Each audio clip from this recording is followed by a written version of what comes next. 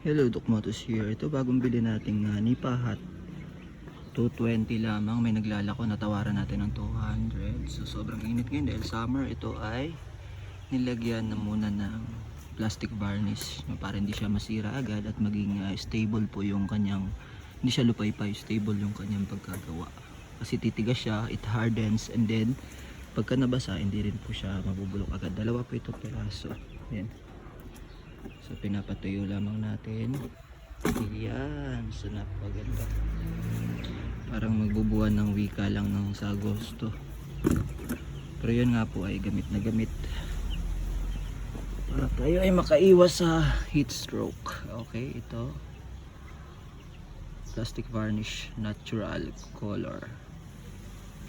Apply lamang natin siya. Actually dalawang bote ito, so marami-rami ito na kailangang apply na ako. This is for third time back to back application ng plastic varnish. So i-apply natin siya. Saan naman natin dito sa puno ng bayabas. Ayan po yun, umpisa na.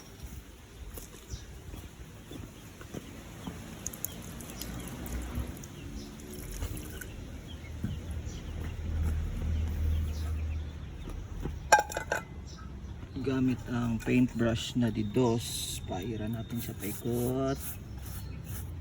Yan, gabanihan nyo siya para kahit sa tagulan magagamit nyo po siya, hindi siya masisira agad. Maganda siyang gamitin lalo na sa summer dahil ito naman po ay made by organic materials, tinatawag ng mga taga-probinsya na rumlon. Para siyang isang uri ng para siyang tawag na baka,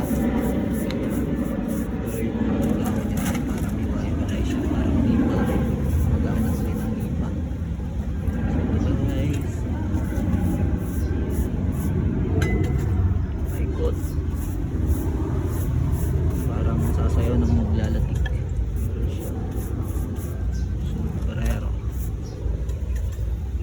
Sa loob paikot yan, paikot, then ibilad sa arawan.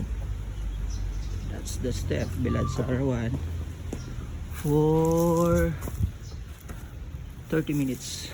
30 minutes din apply ulit ang 4 na coat. So yun lamang, thank you so much.